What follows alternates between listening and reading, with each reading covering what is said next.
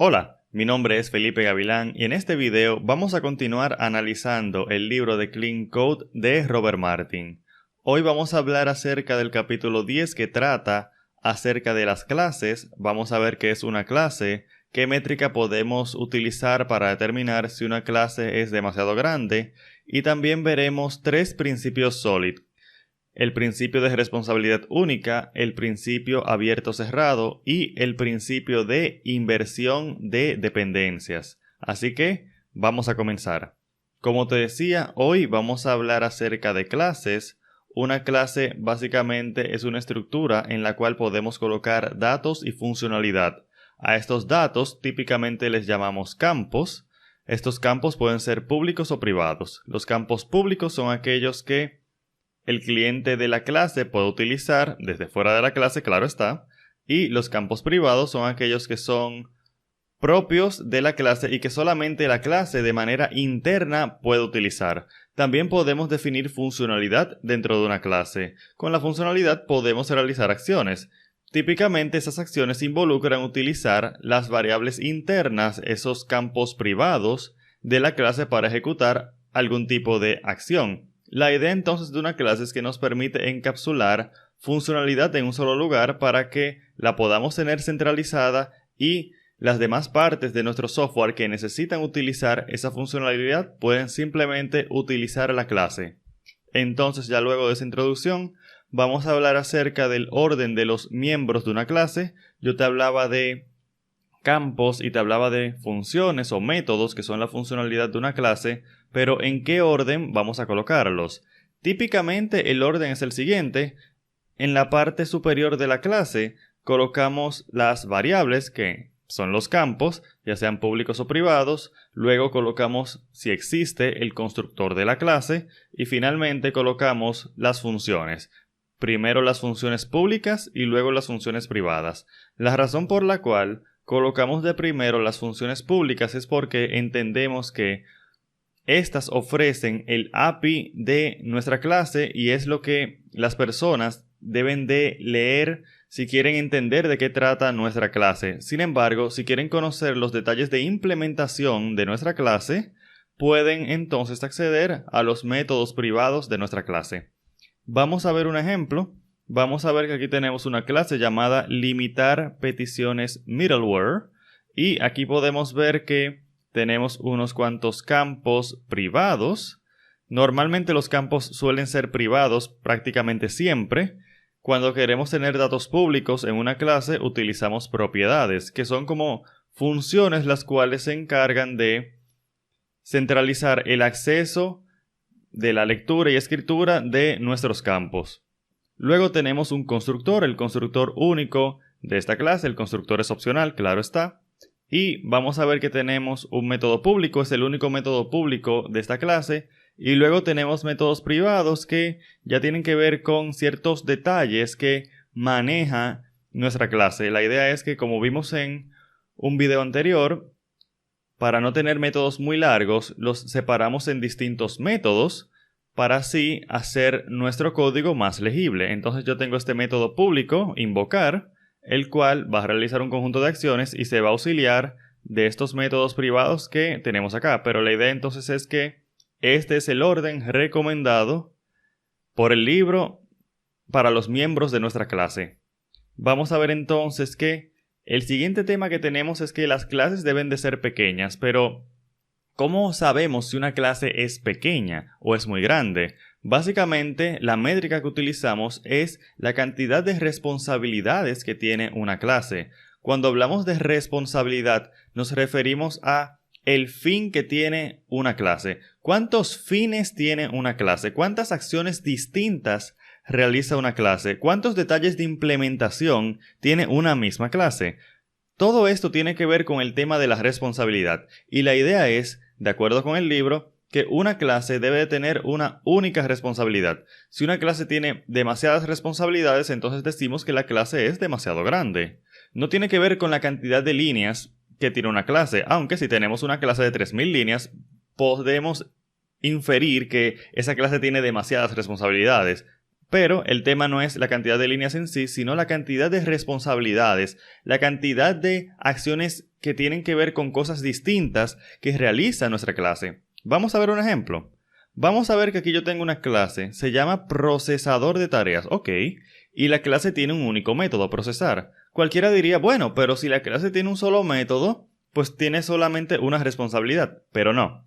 Recordamos que responsabilidad no es cantidad de métodos, sino cantidad de fines que tiene la clase. Por ejemplo, vamos a ver que la primera línea es un console write line. Ok, entonces la clase tiene la responsabilidad de escribir en la consola. Esa es la primera responsabilidad. Vamos a ver que luego tenemos un HTTP client, una URL, y hacemos un get a esa URL para obtener un listado de tareas. Vemos que dice aquí cuerpo respuesta a tareas, así que podemos entender que estamos hablando de obtener un listado de tareas. Entonces esta es una segunda responsabilidad, obtener el listado de tareas. Una tercera responsabilidad que yo estoy viendo es que yo estoy deserializando ese string del cuerpo de la respuesta HTTP a un arreglo de tareas, como podemos ver aquí. Entonces esa podría ser hasta una tercera responsabilidad.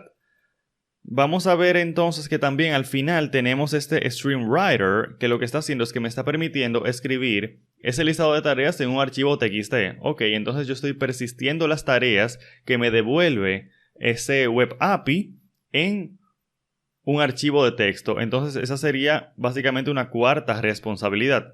No estamos diciendo que cada línea de código es una responsabilidad, pero podemos ver que podríamos separar distintos fines en esta clase. El fin de escribir en la consola, la tarea de escribir en la consola, el detalle de implementación de escribir en una consola. También tenemos la búsqueda de las tareas en algún lugar, ya sea en una URL a través del protocolo HTTP, o puede ser en una base de datos, un archivo de JSON o un Excel, donde sea, pero el detalle de implementación de buscar las tareas las tenemos también en esta clase procesador de tareas. Pero no solo eso, también estamos deserializando las tareas de un string hacia un arreglo de tarea del tipo tarea, de una clase tarea que yo tengo en mi código fuente. Pero también yo estoy utilizando esas tareas para escribirlas, persistirlas en un archivo de texto. Eso es otro detalle de implementación, el cual esta clase procesador de tareas no necesariamente debería conocer.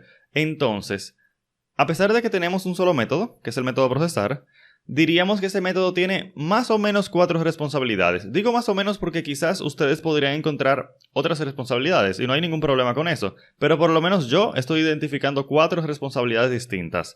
Lo que quiere decir que, de acuerdo con lo que dice el libro, esta clase no es pequeña porque tiene demasiadas responsabilidades.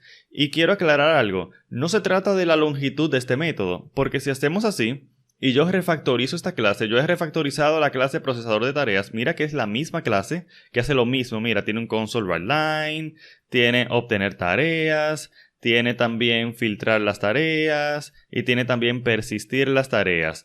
Todo eso lo tiene, solo que estos métodos, estas funcionalidades, estas responsabilidades, yo las he colocado en métodos aparte, y aunque desde el punto de vista del buen código, este método de procesar es legible, no es tan largo. Mira que solamente tiene básicamente 6 líneas de código, no es tan largo, es entendible, está chévere, diría yo, pero eso es desde el punto de vista de la función procesar.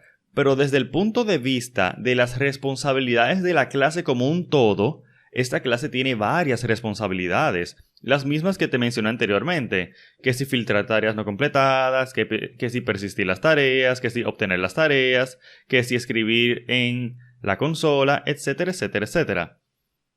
Como siempre digo, estos son lineamientos. Si tú encuentras que esta clase te funciona así como está, perfecto. Si tú entiendes que este código para ti es mantenible, perfecto, eso está muy bien. Yo solamente te estoy informando que, de acuerdo con lo que vamos a ver a continuación del principio de responsabilidad única, esto es incorrecto. Vamos a ver eso. Vamos a ver que el siguiente tema entonces es el principio de responsabilidad única. Para lograr que nuestras clases sean pequeñas tenemos que seguir el principio de responsabilidad única, que básicamente nos dice que cada módulo de un software debe de tener una sola razón para cambiar, un solo fin.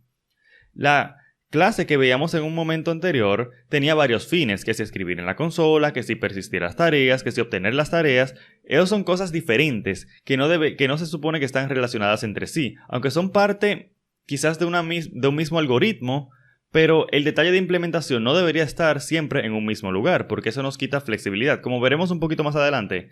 Pero la idea es que el principio de responsabilidad única nos dice que las clases, o módulos en general, dice módulos, pero esto se puede referir a clases, funciones o incluso una DLL. Cuando digo DLL me refiero a todo un proyecto. En el caso de .NET se llaman DLLs, a las assemblies. Pero si tú trabajas en Node.js o en cualquier otra tecnología, da igual, es lo mismo. El principio de responsabilidad única nos dice que cada módulo debe de tener una sola responsabilidad, lo que quiere decir que debe tener una sola razón para cambiar. Si yo quiero cambiar, en el caso de la clase anterior, la manera de cómo yo persisto las tareas, yo no debería tener que estar cambiando la clase procesador tareas. No, yo debería cambiar una clase que específicamente trabaje con esa responsabilidad, con ese fin, con ese detalle de implementación. Vamos a ver esto. Vamos a ver que aquí yo tengo de nuevo mi procesador de tareas. Este es el modo original en cómo estaba. Yo tengo aquí básicamente todo ligado en el mismo método procesar que tenemos aquí. Y yo lo que quiero que hagamos es que tomemos esto de aquí, esto de acá. Yo quiero que lo tomemos, que es la parte de persistir en las tareas. Como sabemos que eso puede variar, que eso puede ser, eso es un detalle de implementación, porque yo puedo persistir las tareas en un TXT, en un archivo JSON, en un Excel, yo puedo persistir las tareas en un web service, en una base de datos, en tantos lugares que no me hace sentido que esta responsabilidad esté aquí ligada con todas estas otras. Entonces yo lo que voy a hacer es que yo voy a extraer esto de aquí en su propia clase. Vamos a ver entonces que aquí yo tengo esta clase que yo le puse de esta manera, repositorio resultado tareas viewModel. El nombre en este caso no importa tanto, lo que importa es que ahora yo tengo esta responsabilidad de persistir tareas aquí en esta clase. Ahora yo he encapsulado esta responsabilidad en su propia clase. Fíjate que es exactamente lo mismo, es el mismo código, no ha cambiado nada. Yo lo único que hice fue extraer esa responsabilidad en una clase aparte. Y ahora yo puedo hacer eso mismo con todas las demás responsabilidades que identificamos. Y vamos a obtener lo siguiente. Aquí yo tengo procesador de tareas 2, vamos a decirle 2. Y aquí, como podemos ver, vamos a ir primero al método procesar. Vamos a ver que yo tengo logger log, inicio de procesamiento. Ahí yo estoy utilizando el logger, pero ¿de dónde viene ese logger? Si venimos aquí a esta variable de la clase, este campo de la clase, vemos que tenemos una clase llamada logger consola. Bueno, a partir de su nombre yo puedo adivinar que logger consola se encarga de guardar en la consola o escribir en la consola cualquier mensaje de log que yo le envíe. ¿Y cómo estamos haciendo esto? Pues utilizando la inyección de dependencias. Básicamente con la inyección de dependencias yo tengo una clase que tiene dependencias y el cliente de la clase es el que se encarga de inyectar esas dependencias. Eso me permite tener flexibilidad porque el cliente de la clase va a poder inyectar lo que quiera en ese lugar donde está la dependencia y así podemos entonces tener este algoritmo que va a hacer estos pasos, pero los detalles de implementación de cada una de las responsabilidades de ese algoritmo lo puede determinar el cliente de la clase. Déjame repetir eso. Los detalles de implementación de esta clase procesador de tareas dependen de cómo el cliente de la clase inyecte estas clases que tenemos acá. Eso lo vamos a ver todavía mejor un poquito más adelante cuando hablemos del principio de inversión de dependencias, pero básicamente la idea aquí es que estos detalles de implementación, por ejemplo logger consola, que si repositorio tareas, es decir, que si obtener las tareas o que si persistir las tareas, pueden ser suplidos, pueden ser enviados por el cliente de la clase. Así, la responsabilidad de procesador de tareas es simplemente coordinar la acción entre el logger, el repositorio de tareas y el repositorio resultado tareas viewModel, que es el que persiste las tareas. Esta clase tiene la responsabilidad de coordinar la acción entre esas clases, pero el detalle de implementación de esas clases se encuentra en otras clases, se encuentra en otros lugares, y así estamos respetando el principio de responsabilidad única. Fíjate que aquí yo tengo la parte de persistir tareas. Fíjate que ahora el procesador de tareas no tiene idea ni le importa qué hace esta función de persistir tareas. No, ya eso es una responsabilidad aparte, porque eso es un fin aparte, eso es un detalle de implementación aparte, por tanto yo lo he colocado en una clase aparte. Y así yo puedo incluso inyectar el detalle de implementación de la tarea de persistir tareas en mi procesador de tareas. Yo puedo inyectar un detalle de implementación porque ahora estamos siguiendo el principio de responsabilidad única que nos dice que cada módulo debe tener una sola responsabilidad. La responsabilidad de procesador de tareas es coordinar estas acciones que tenemos acá, todo esto que tenemos acá. Y la responsabilidad, por ejemplo, de esta clase de repositorios resultado tareas viewModel es la de persistir las tareas, ya sea en un TXT, en un archivo JSON, en un archivo Excel, en una base de datos, en un web service, donde yo quiera. No importa, eso es un detalle de implementación que le corresponde a otra clase. Muy bien. Vamos a continuar, espero haya quedado claro la parte del principio de responsabilidad única que nos permite mucha flexibilidad en nuestro software. Vamos a hablar ahora de cohesión. La cohesión básicamente se refiere a qué tan relacionados se encuentran los elementos de un módulo. Sabemos que, de nuevo, un módulo puede ser una clase, muchas cosas pueden ser un módulo, puede ser hasta una carpeta. Un módulo puede ser una DLL, como te decía hace un momento, es decir, un software.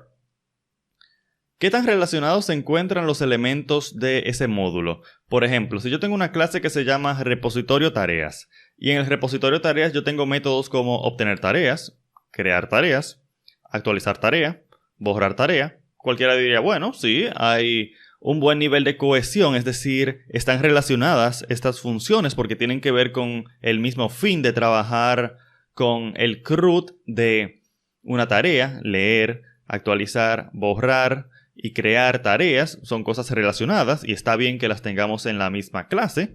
Estaría bien, pero si además de esos 4 métodos que yo te he mencionado, yo tengo uno que se llama calcular la inversa de una matriz. Ok, ¿qué tiene que ver calcular la inversa de una matriz con crear una tarea? ¿Qué tiene que ver calcular la inversa de una matriz con borrar una tarea? No tiene nada que ver.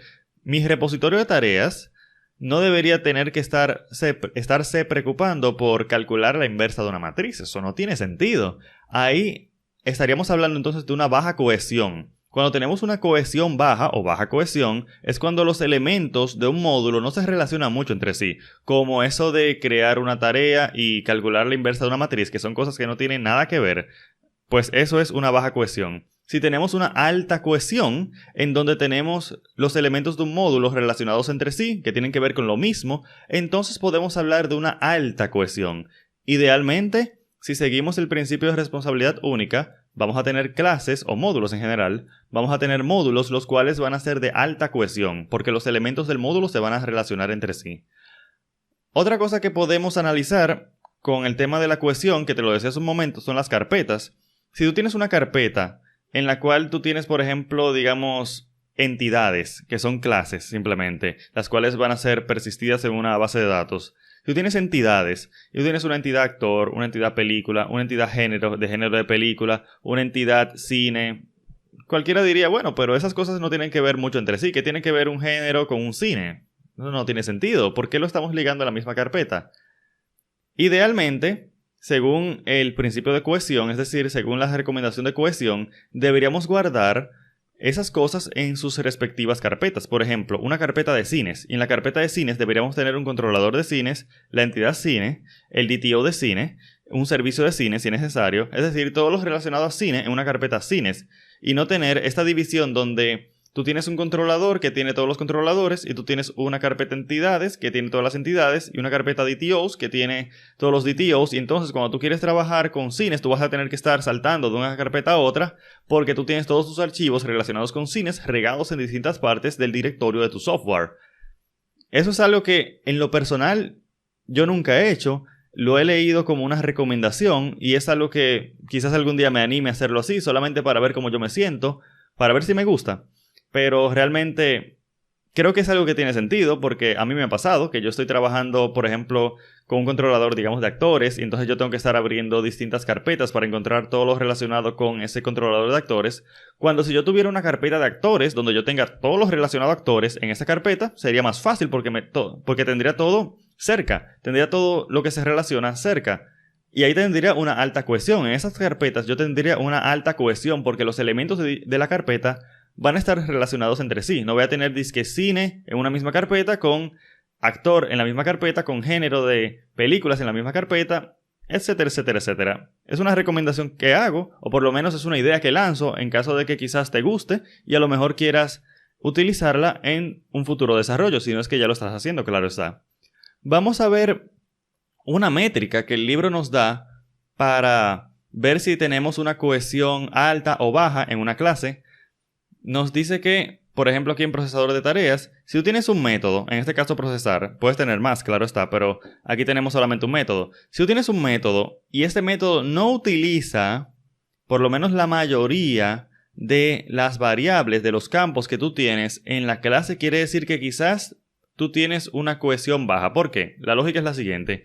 Si tú tienes un método que realmente no está utilizando los datos de la clase, a lo mejor esa funcionalidad que no utiliza los datos de la clase, recordamos que una clase es básicamente un conjunto de datos y funciones. Si tú tienes una función que no utiliza los datos, entonces a lo mejor esa funcionalidad es potencialmente una clase aparte, una responsabilidad distinta que tú has metido, quizás sin querer, en tu clase y que tú deberías separar, porque si no está utilizando los datos de la clase, entonces a lo mejor no se relaciona tanto con los datos de la clase y por tanto es una responsabilidad distinta, lo que quiere decir que tu clase en este momento tiene una baja cohesión. Esto es básicamente de nuevo una métrica que nos ofrece el libro, una idea que nos ofrece el libro acerca de cómo podemos analizar si tenemos clases de alta cohesión o baja cohesión, es qué tanto las funciones de la clase utilizan los campos de la clase. Si tú tienes varias funciones que no utilizan ninguno de los campos lo utiliza, a lo mejor esas funciones, ese conjunto de funciones debería ser una clase aparte. Es una idea que ofrece el libro que a mí me parece realmente interesante. Vamos a ver que luego del tema de la cohesión tenemos el principio abierto-cerrado. Por cierto, estos dos principios que hemos visto, el principio de responsabilidad única y el principio abierto-cerrado, que lo vamos a ver ahora, son parte de los que se conocen como el principio SOLID. SOLID de S de Single Responsibility Principle o principio de responsabilidad única en inglés. El siguiente va a ser la O, SOLID, la O de Open Close Principle. Y el otro, vamos a ver, va a ser el de la D, que es el principio de inversión de dependencias. Te lo menciono por si acaso te interesa investigar esos principios. S-O-L-I-D, los principios SOLID. Entonces te decía que el principio abierto-cerrado nos dice que los módulos deben ser abiertos para ser extendidos y cerrados para ser modificados. ¿Qué significa eso? Básicamente lo que quiere decir es que nosotros, si queremos cambiar, vamos a hablar en términos de clases, si queremos cambiar lo que hace una clase, no deberíamos estar forzados a modificar la clase, sino que deberíamos poder modificar ese funcionamiento a través de otra clase. Yo creo que es mucho más fácil visualizar esto con un ejemplo. Vamos a ver un ejemplo rápidamente. De nuevo, nuestro procesador de tareas, nuestra querida clase procesador de tareas. Recordamos que nosotros hemos extraído los detalles de implementación de esta clase, los distintos detalles de implementación, las distintas responsabilidades de esta clase en otras clases como Logger Consola, repositorio tareas, repositorio resultado tareas ViewModel, etcétera, etcétera, etcétera. Chévere. Vamos a decir que yo quiero cambiar un detalle de cómo se persisten las tareas. Vamos a ver esto. Vamos a ver que en persistir tareas, yo estoy colocando aquí en una línea de texto, porque esto es un archivo de TXT que yo estoy generando y lo genero línea por línea según tantas tareas yo tenga. Si yo tengo 3 tareas, yo voy a generar 3 líneas. Y en cada línea yo coloco el daytime now, es decir, la hora actual. Pero vamos a decir que yo quiero cambiar el uso horario de esta tarea. En vez de yo utilizar now, yo quiero utilizar UTC now. Entonces yo digo daytime UTC now aquí. Fíjate que yo solamente cambié esto. Todo lo demás sigue igual. Es exactamente la misma lógica. Fue un pequeño detalle de implementación que yo cambié. Pero fíjate algo. Aquí hay algo muy interesante y profundo. Yo cambié parte de la funcionalidad de procesador tareas a través del cambio de esta clase que yo tengo aquí. Pero procesador de tareas no cambió. Yo no tuve que modificar la clase procesador de tareas para cambiar lo que procesador de tareas hace, ¿se entiende? Yo pude cambiar un detalle de implementación de procesador de tareas sin tener que modificar la clase procesador de tareas. ¿Por qué? Porque ese detalle de implementación está extendido en una clase aparte. Entonces el principio abierto cerrado nos dice que no es que no podemos modificar clases, claro que podemos modificar clases. Yo acabo de modificar la clase repositorio resultado tareas ViewModel para persistir la tarea. Eso no es el problema. El principio lo que dice es que tú no deberías estar forzado a cambiar una clase para cambiar el funcionamiento de dicha clase. Me refiero a cambiar el código fuente de una clase. Tú no tienes que estar obligado a cambiar el código fuente específico de una clase para cambiar el funcionamiento de la clase. En este caso, yo lo que hice fue que yo cambié la clase repositorio resultado tareas viewModel. He cambiado el detalle de implementación de esa clase y ya eso provocó el cambio que yo quería que ocurriera en procesador de tareas, sin yo tener que modificar procesador de tareas. Ese es el tema. Eso es lo que dice el principio abierto cerrado. Las clases deberían estar abiertas para ser extendidas y cerradas para ser modificadas. Y eso es excelente porque el problema está en que si tú te pones a modificar demasiadas clases, tú puedes terminar dañando un software que ya funciona. Pero cuando tú, en vez de cambiar lo existente, tú simplemente haces una extensión de su funcionalidad a través de la modificación de una de sus dependencias, entonces así ya yo me aseguré de que yo no he introducido un bug, por lo menos en lo que respecta al algoritmo de procesador de tareas, que es la coordinación de logger consola, repositorio tareas y repositorio resultado tareas viewModel. Eso es un concepto muy poderoso en software y básicamente la idea es que tú tienes partes de tu software que tú sabes que van a cambiar. A eso se le llamamos un punto de variación. Son cosas que tú sabes que pueden cambiar. ¿Qué puede cambiar en tu software? O, ¿dónde tú quieres persistir las tareas? Quizás tú quieres persistirlas en un TXT, o en un Excel, o en un web service, o en una base de datos. Esos son puntos de variación, ¿cierto? Entonces, ¿qué hacemos con esos puntos de variación? Los recogemos y los metemos en una clase. A eso le llamamos variación protegida, porque estamos tomando los puntos de variación y los estamos encapsulando en un lugar para así poder modificar ese lugar y esa modificación se va a extender en toda nuestra aplicación. Básicamente entonces el principio abierto cerrado nos dice que no deberíamos, no es que está mal modificar una clase, a veces hay que modificar una clase, pero no deberíamos siempre estar obligados a modificar una clase para modificar su funcionamiento, como hicimos aquí en procesador de tareas, donde queríamos cambiar un aspecto, un simple aspecto del detalle de implementación de persistir tareas. Vamos a ver entonces que finalmente tenemos el principio de inversión de dependencias. El principio de inversión de dependencias dice que nuestras clases deben de depender de tipos abstractos y no de tipos concretos. Tú viste ahora mismo que teníamos la clase procesador tareas que dependía de otras clases.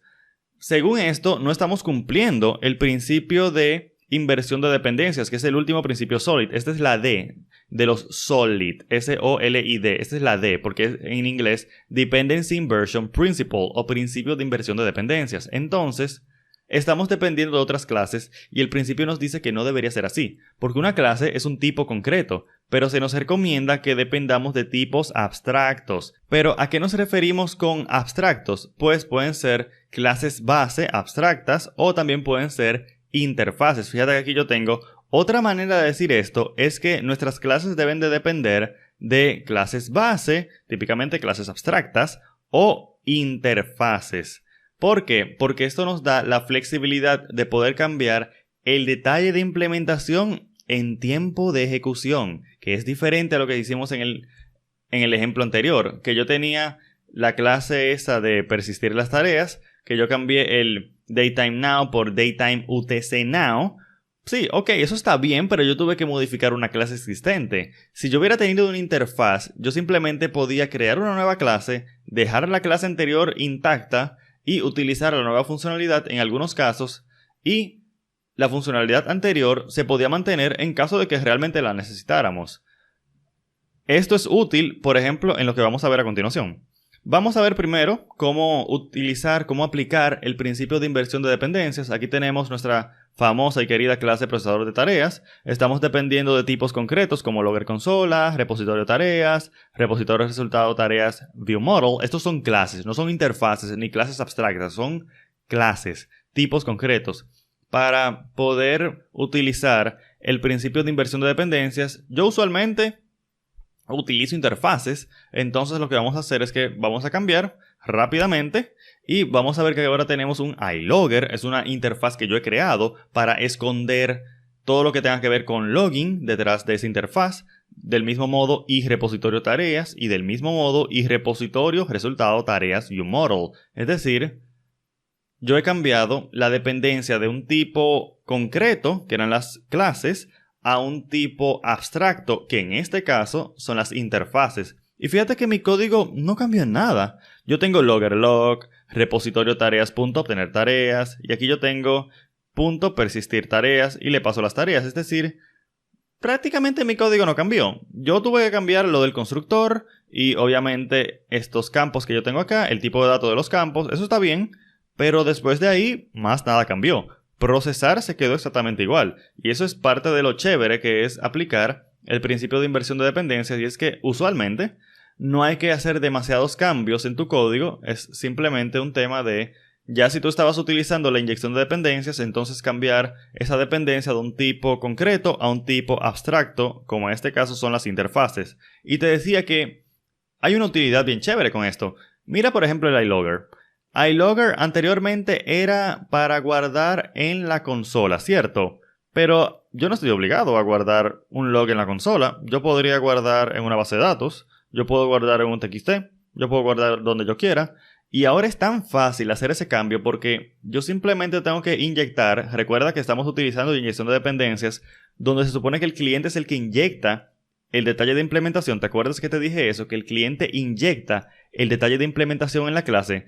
Pues ahora, en vez de yo inyectar este logger consola que yo tengo aquí, que fíjate que depende de iLogger o que implementa la interfaz iLogger, que lo que hace es simplemente escribir en la consola, que es derecha, me salió esa línea, que lo único que hace es imprimir en la consola. Yo ahora puedo tener logger base de datos, que también es iLogger, y ahora yo puedo cambiar en tiempo de ejecución esa dependencia, ese detalle de implementación que tiene mi procesador de tareas a logger base de datos, para así guardar esos mensajes de log en base de datos. Eso es bastante útil porque si por alguna razón yo quiero en algún momento específico, quizás utilizando un archivo de configuración, tú puedes decir, bueno, ahora mismo yo quiero que tú me guardes todo en consola sencillamente, o incluso que el logger no haga nada. Pero si yo tengo un error en producción y yo quiero analizar los logs, yo puedo cambiar ese detalle de configuración, que típicamente es un archivo JSON o puede ser una base de datos o lo que sea.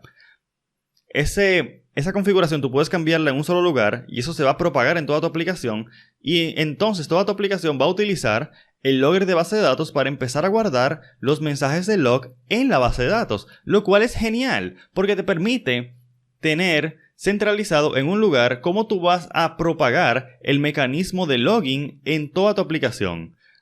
Dependiendo el framework que tú uses, esto puede ser más o menos fácil, más o menos difícil. En el caso de ASP.NET Core, que es el que más utilizamos en este canal, podemos utilizar el mismo sistema de inyección de dependencias que nos ofrece el framework para hacer todo esto, toda esta ventaja en un solo lugar. En la clase Startup típicamente, aunque recientemente en .NET 6 ya no existe la clase Startup, sino que utilizamos la clase Program, pero ya eso es un detalle de implementación. Perfecto, muchísimas gracias por mirar este video. Recuerda dejarme en los comentarios de este video qué otro libro tú quieres que analicemos cuando acabemos este, porque al final de este libro vamos a hacer una encuesta para que ustedes decidan cuál va a ser el siguiente libro. Muchísimas gracias.